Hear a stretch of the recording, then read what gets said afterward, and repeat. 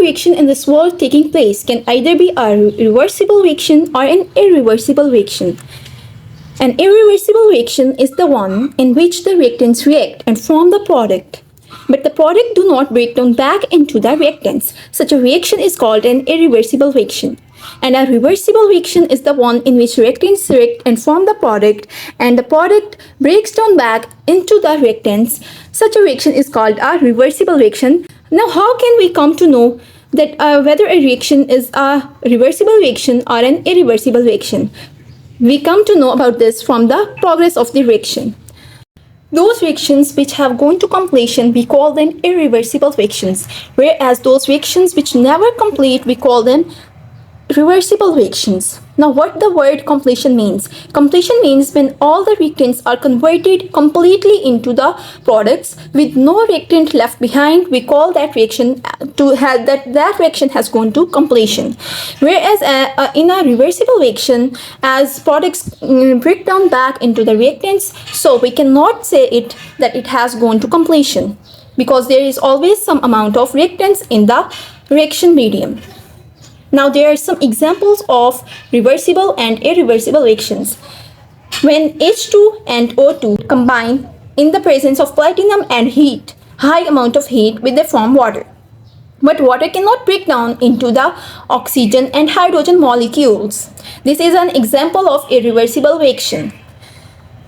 And also the example of H2 hydrogen and iodine molecules, when they react, they form hydrogen iodide. We will discuss these examples further. Now, dynamic equilibrium. Dynamic equilibrium is the condition of a reversible reaction or the state of a reversible reaction. Why only a reversible reaction? Because it cannot occur in an irreversible reaction, because there is no backward or reverse reaction in an irreversible reaction. So dynamic equilibrium state occurs only in a reversible reaction. In reversible reaction, if the rate of forward reaction is equal to the rate of reverse reaction or backward reaction, then we call that state as equilibrium, or dynamic equilibrium, or chemical equilibrium, because both the rate of forward and reverse reactions are in balance.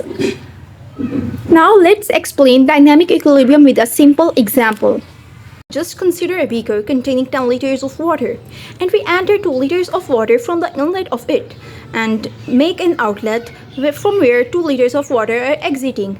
Now 2 liters are entering at the same rate as 2 liters are exiting. Now what will be the water level left behind? It will remain as 10 liters as it was before, because the amount of water which we are entering into the system, we are also outtaking it from the outlet. Although our system is in motion, but the amount of water in the beaker is same. Now let us consider the example of a chemical reaction between hydrogen molecules and iodine molecules to produce hydrogen iodide. At the start of the reaction, there are only reactants present in the glass jar. When the reactants start reacting, they produce hydrogen iodide molecules, as we are considering a reversible reaction in which hydrogen iodide molecules break down back into hydrogen and iodine molecules. So, is the case here. The hydrogen iodide forms and it starts breaking down back into the hydrogen and iodine molecules.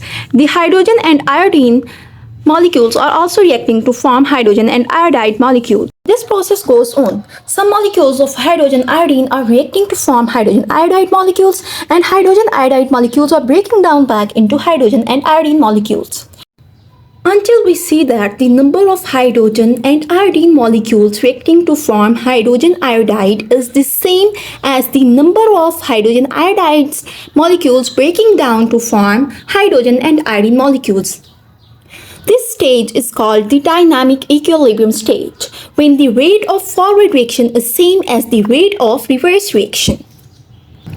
Let us example, if two molecules of hydrogen and iodine molecules are reacting to form hydrogen iodide molecules, and at the same time two molecules of hydrogen iodide are breaking down back into hydrogen and iodine molecules, only the rate or the number of molecules forming the product are the same as the number of molecules forming the reactants.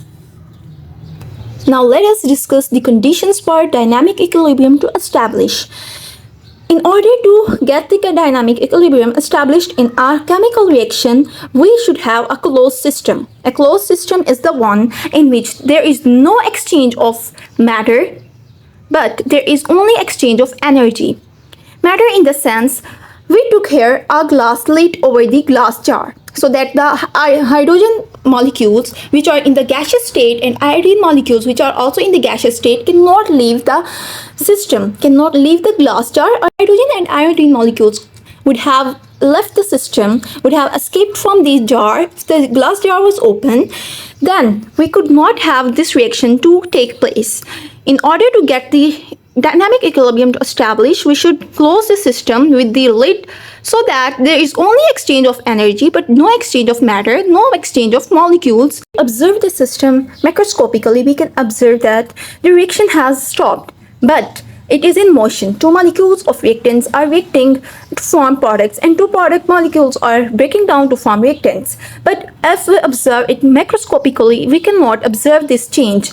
So such reactions, we call them dynamic equilibrium reactions, because dynamic means in motion, because the reaction is in motion but we cannot observe it macroscopically.